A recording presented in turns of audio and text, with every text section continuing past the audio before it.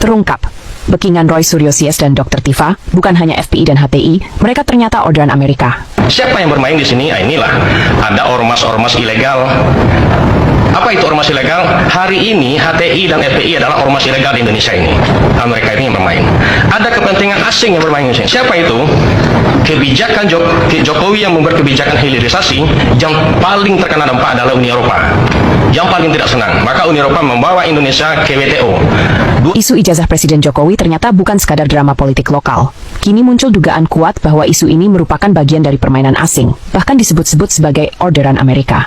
Dalam sebuah pernyataan terbaru, sumber mengungkap bahwa kelompok di balik Roy Suryo dan Dr. Tifa bukan hanya FPI dan HTI yang kini sudah ilegal di Indonesia, tapi juga ditengarai mendapat dukungan dari kekuatan luar negeri. Diaspora dari Eropa, Amerika, dan Australia itu sudah menghubungi kami dan bersedia untuk melakukan kolaborasi.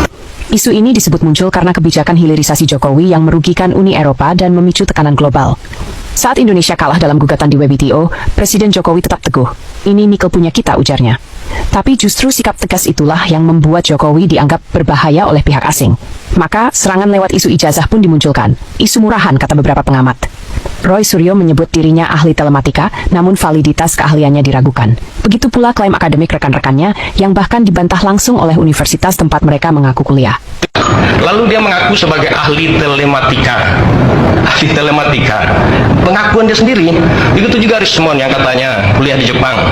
Universitas Jepang itu sendiri yang membantah. Kami tidak pernah mengeluarkan ijazah seperti yang ditunjukkan oleh saudara Rismon, katanya. Harus itukah yang kita percaya?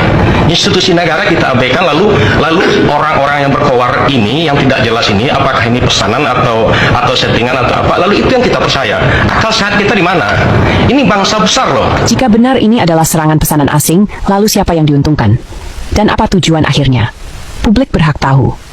Tulis pendapatmu di kolom komentar dan jangan lupa follow